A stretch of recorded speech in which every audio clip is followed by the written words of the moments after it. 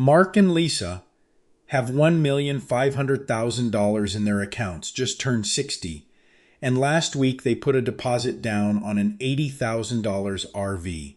Their plan, retire now. Spend $10,000 a month. See the country. And on paper, it looks like they can do it. $1.5 million. That is the number a lot of people spend their whole career chasing.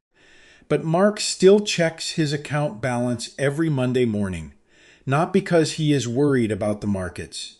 He checks because the number feels real some days and completely abstract on others. $1.5 million sitting there, and he still is not sure if it is enough. I have seen that feeling before.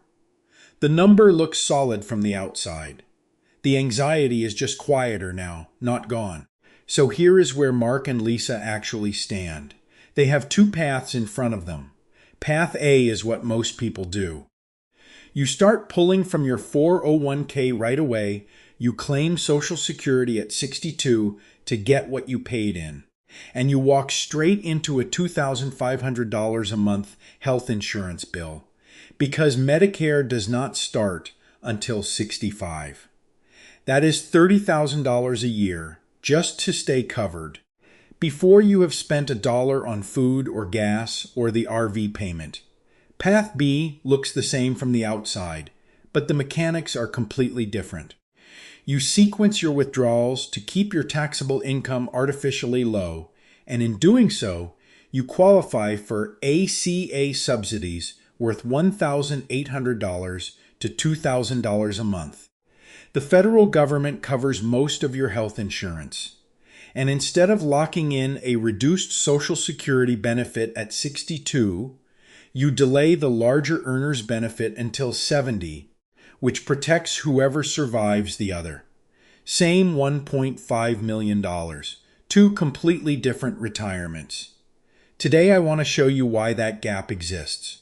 It comes down to two variables that most financial plans skip entirely. How you manage your taxable income before Medicare, and what early Social Security actually costs the person who outlives their spouse. The number is not the problem. The sequencing is. Let's start with a number most people get wrong before they even begin. $10,000 a month sounds like $120,000 a year, but that is not what you actually need to pull from your portfolio. If Mark and Lisa are drawing from a traditional 401k, every dollar they withdraw is ordinary income. Federal taxes, state taxes depending on where they live. To net $10,000, they likely need to withdraw somewhere between $11,500 and $12,000. That gap does not sound dramatic until you run it over 20 years. That is an extra $24,000 to $48,000 walking out the door every single year, just in taxes on money they already earned. And that is before we talk about what $10,000 a month actually needs to cover. There is a pattern in retirement spending that researchers call the retirement smile. In the early years, the go-go phase, spending tends to run high. Travel, experiences, the things people spent decades putting off. That is exactly where Mark and Lisa are right now, and there is nothing wrong with that. Then spending typically dips in the mid-70s as the pace slows down. But then late in life it spikes again, not because of vacations, because of healthcare. A Fidelity estimate puts the average healthcare cost for a 65-year-old couple at somewhere between $165,000 and $180,000 over retirement, and that is after Medicare kicks in.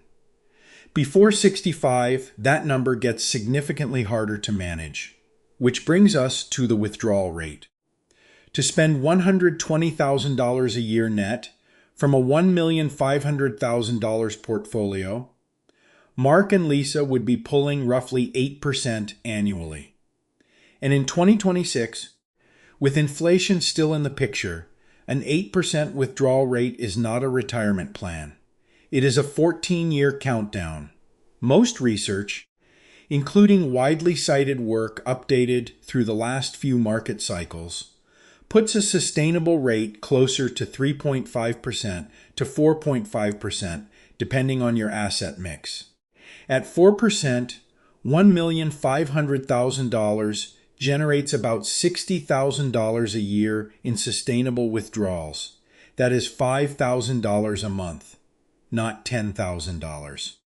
So how do Mark and Lisa close that gap without running out of money? This is where most conversations stop. People hear $5,000 a month and start mentally downsizing, selling the RV before the trip even starts. But the math is not fixed. The gross withdrawal number depends heavily on where the money comes from, because not all accounts are taxed the same way, and not all income counts the same way to the federal government. Wanting to spend after 40 years of working is not reckless. That is the whole point. The question is not whether $10,000 a month is too much. The question is whether you are pulling from the right accounts in the right order. What if the secret to spending $10,000 a month is not earning more, but making yourself look poor on paper? So what does looking poor on paper actually mean? If Mark and Lisa pull everything they need from their traditional 401k, every dollar shows up as ordinary income on their tax return. Their modified adjusted gross income, their MAGI, climbs fast. And once MAGI crosses a certain threshold, the Affordable Care Act subsidies phase out entirely. They are on their own for health insurance from age 60 to 65. And that bill runs $2,000 to $2,500 a month for a couple in their early 60s. But here is what changes when they sequence differently. If they draw from a taxable brokerage account instead, most of what comes out is return of principal or long-term capital gains, neither of which inflates MAGI the same way. If they pull from a Roth IRA, qualified distributions do not count toward MAGI at all. So on paper, their income looks low, even though they are living on $10,000 a month. The ACA uses MAGI to determine subsidy eligibility. Keep that number below 400% of the federal poverty level for a household of two, which in 2026 sits around $79,000 to $80,000, and a significant subsidy kicks in. We are talking about $1,800 to $2,000 a month in premium tax credits. Run that over 5 years from age 60 to 65 when Medicare begins, and that is over $100,000 in subsidies. Not investment returns, not a lucky market.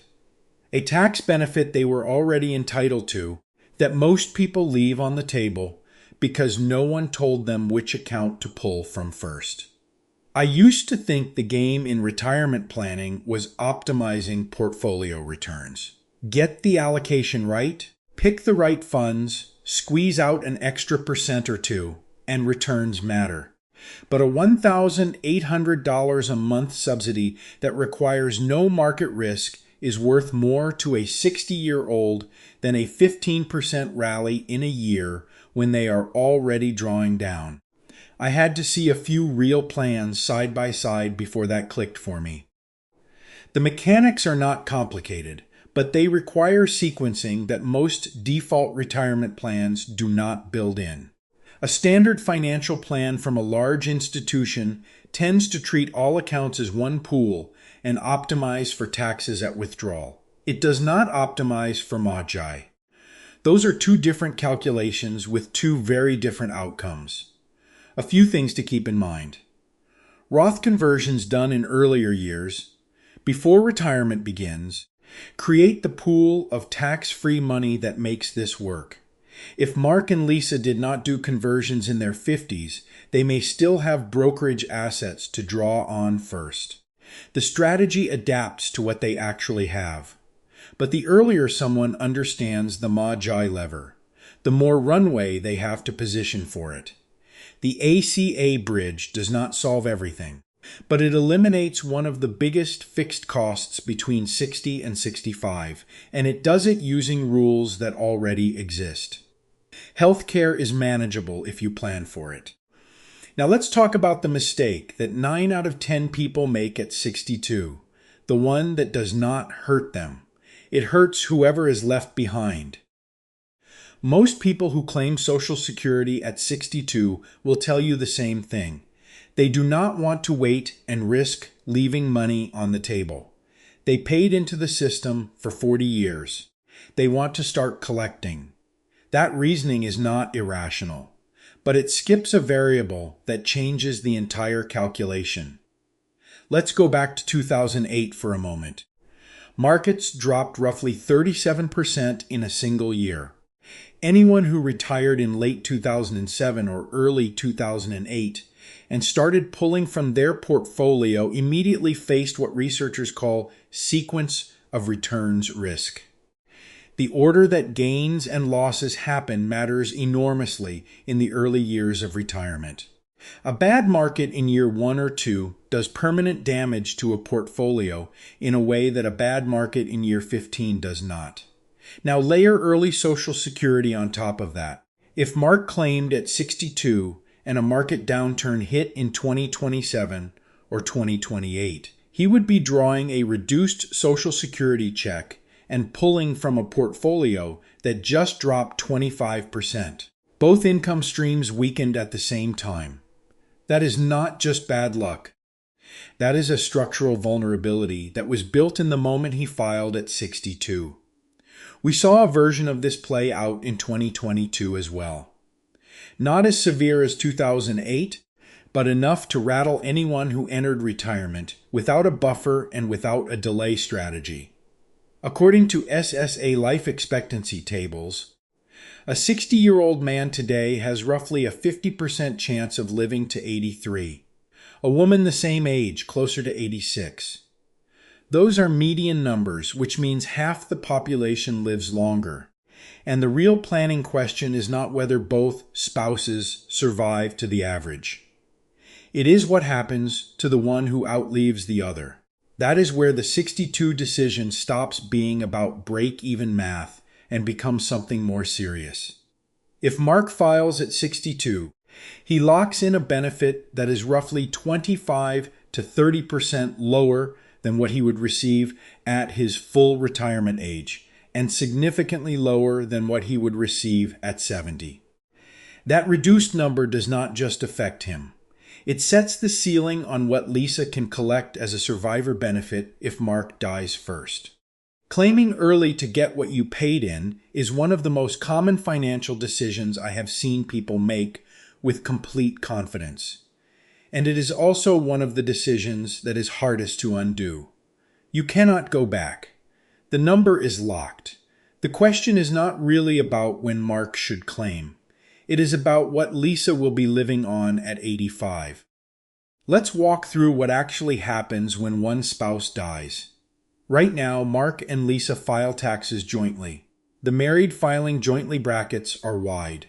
In 2026, they can have up to roughly $94,000 in taxable income before they cross into the 22% bracket.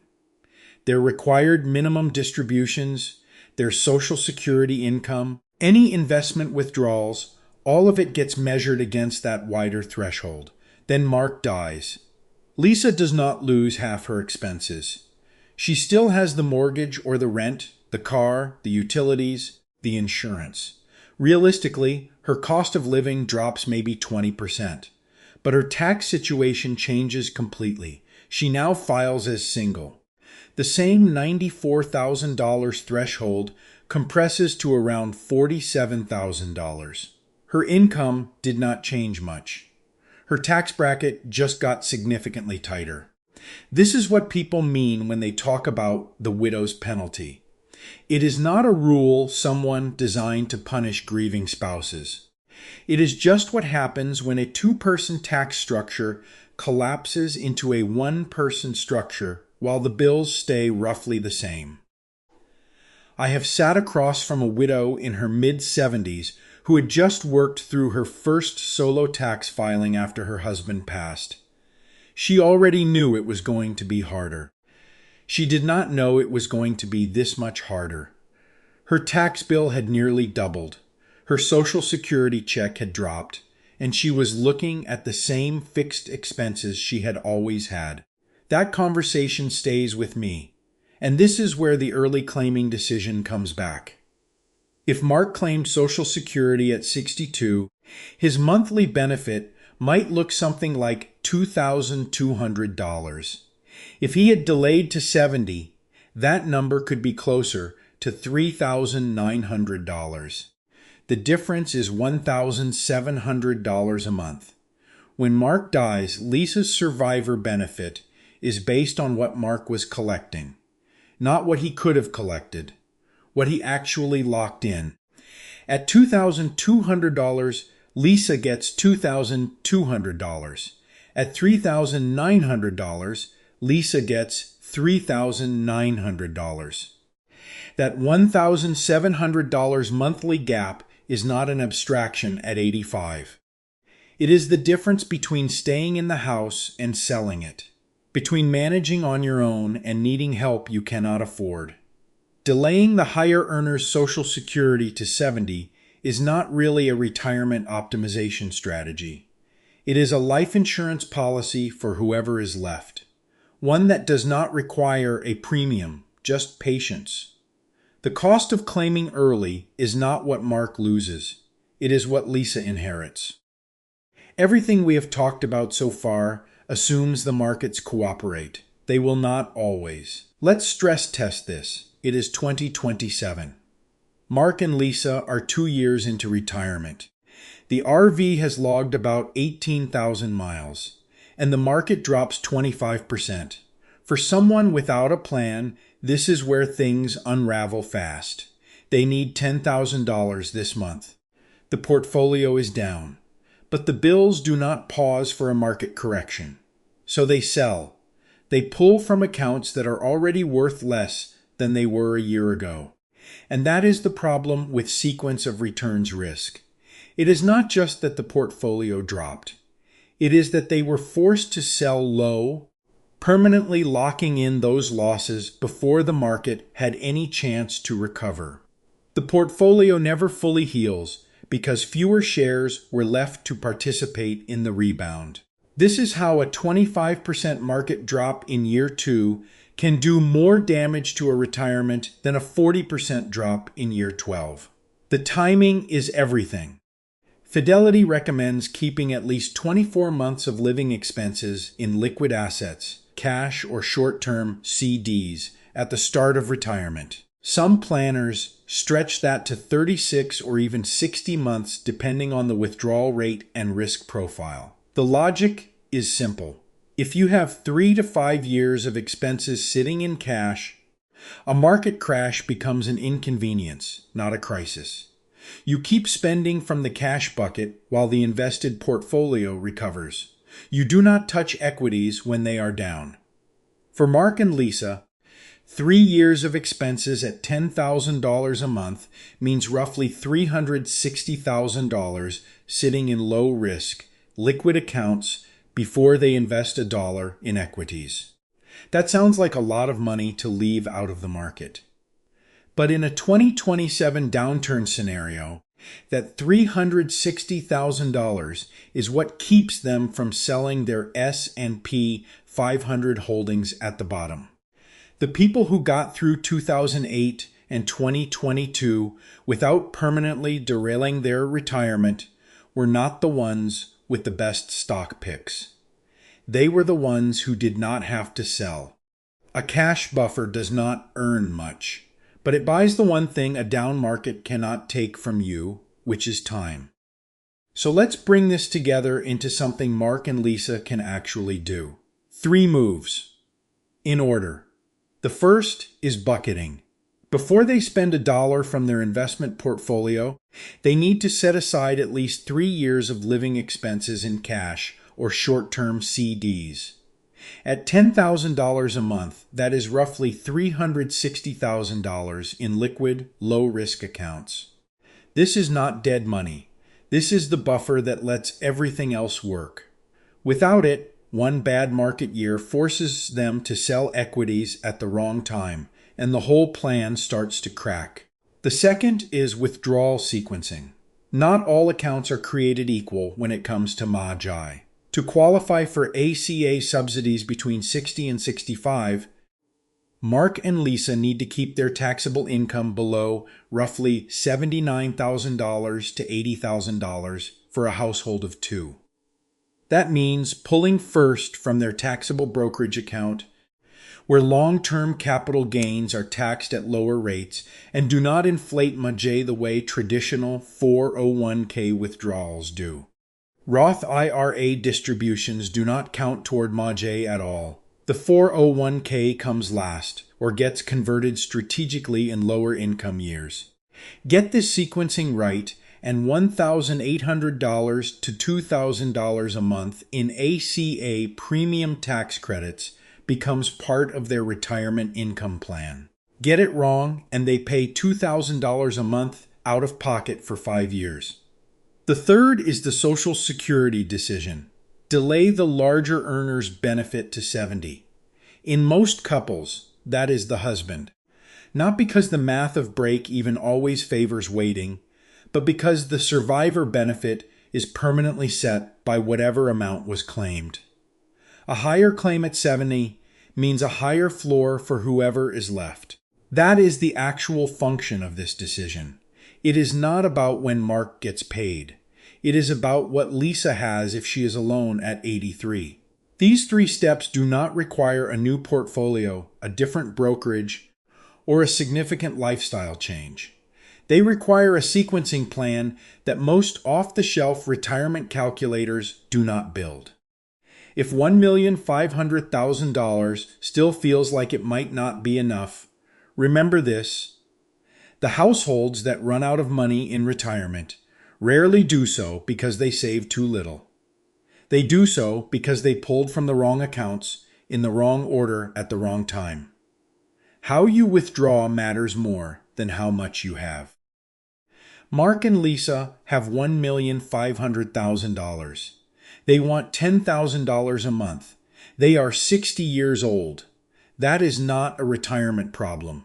That is a sequencing problem. Manage your MAGI correctly. And the federal government covers most of your health insurance for 5 years. Delay the right Social Security benefit, and you protect the person who survives you from a tax structure that was never designed with widows in mind.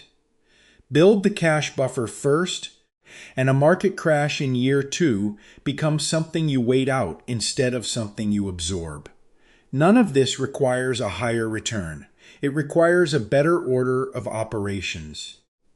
If this kind of planning is what you are looking for, subscribe so you do not miss the next video.